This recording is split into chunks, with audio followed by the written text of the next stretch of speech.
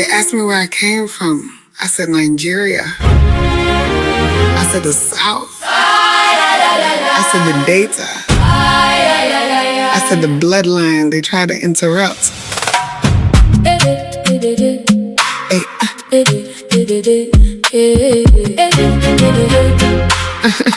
I am the Nwanyi, queen of the women, yeah, they know it is me. I'm who those bitches wanna be. Standing sovereign, soft but free. Not stepping off my throne, not bending, not breaking, not going home. Because I found my way home and I built it brick by bone. My daddy left Nigeria, crossed water, came to America. Sowed his royal oats in unfamiliar soil.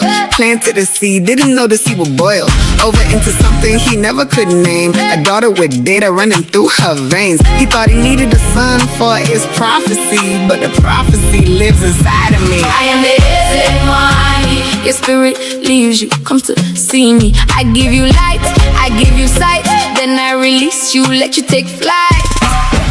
Nwanyi, the first and the last, the future and the past. My lineage built to last. Nwanyi, also known as the Ada Eze. First daughter, firstborn, royalty surrounds me.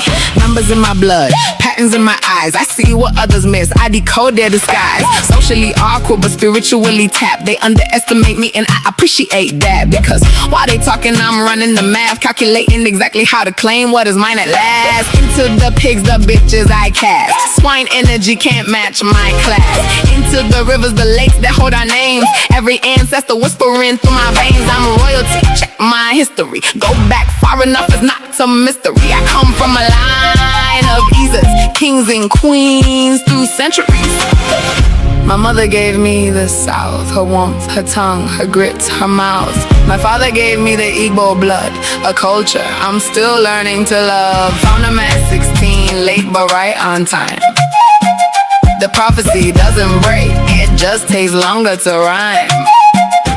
I am both worlds, I am the bridge, I am what happens when the bloodline refuses to quit. I am the Nwanyi. Your spirit leaves you, comes to see me. I give you light, I give you sight, and I release you, let you take flight. Nwanyi, the first and the last, the future and the past. My lineage built to last. Nwanyi. I didn't go looking for who I was, I just stopped hiding from it. Soft but sovereign, gator and drum, southern and Igbo, daughter and son. I am the Nwanyi, and I am just getting started.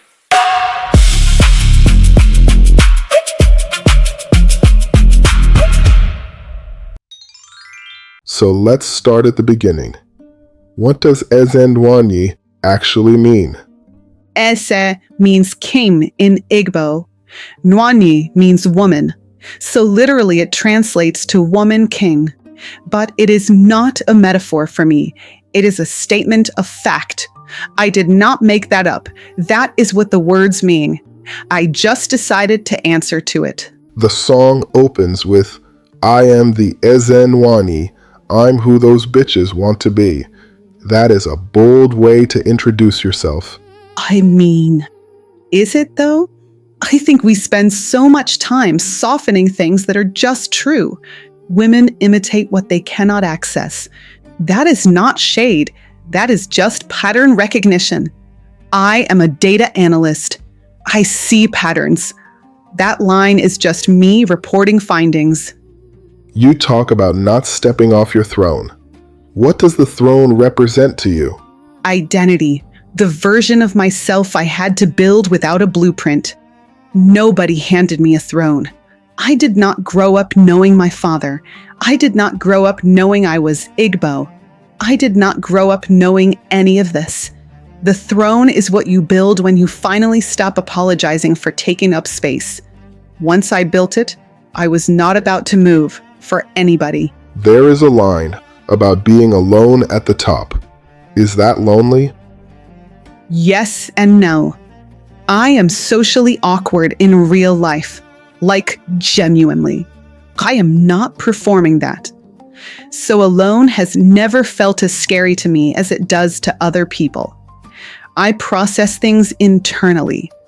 I find patterns in data and in people and in situations, and I work through them quietly.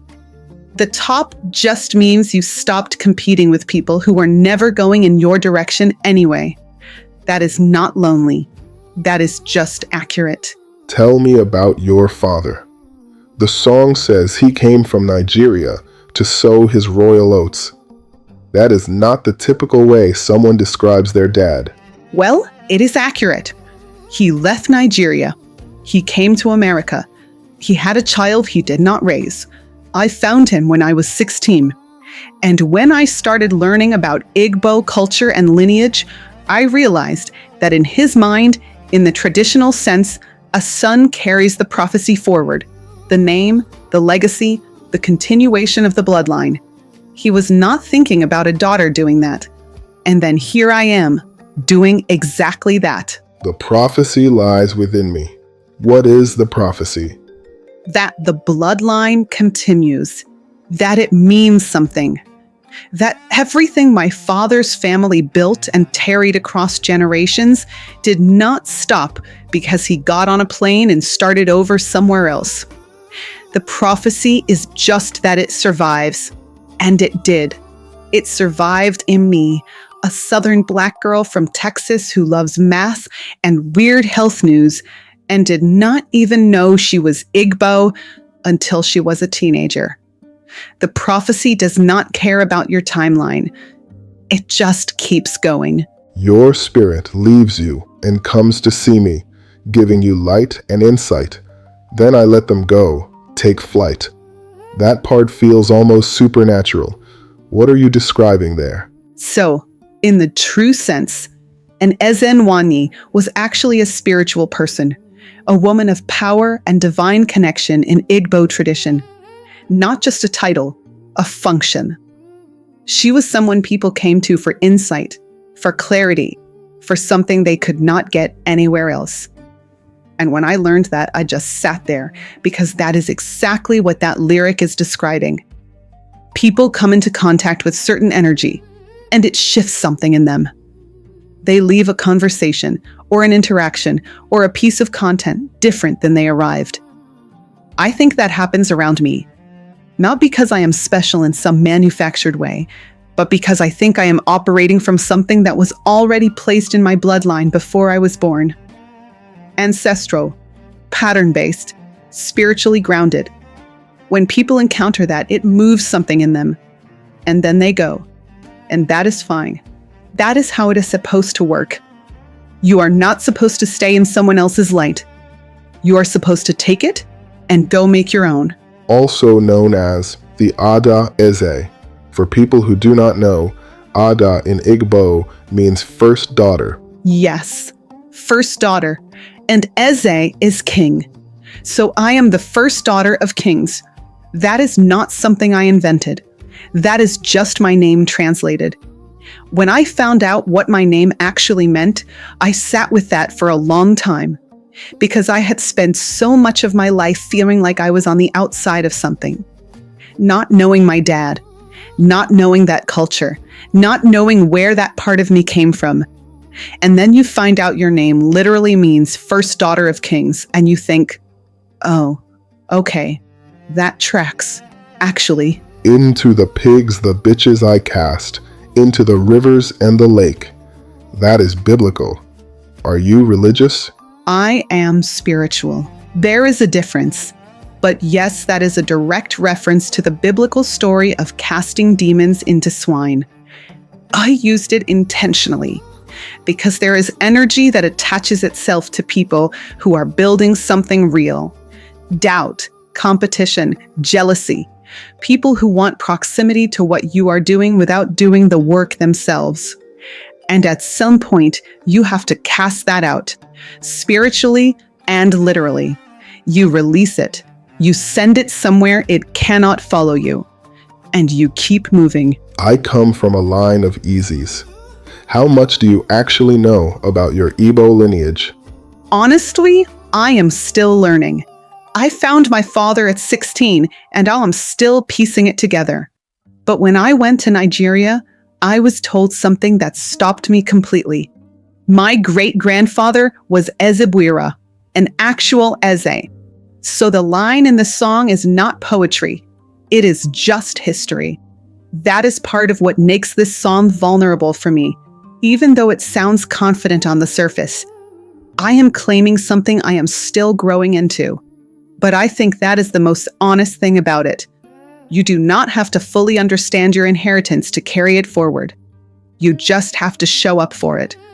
I am showing up for it. And now I know I am not the first woman in this bloodline to carry something bigger than herself. I am just the latest one.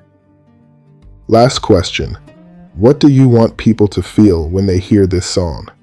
Like the throne was always theirs too, and they just forgot to sit down.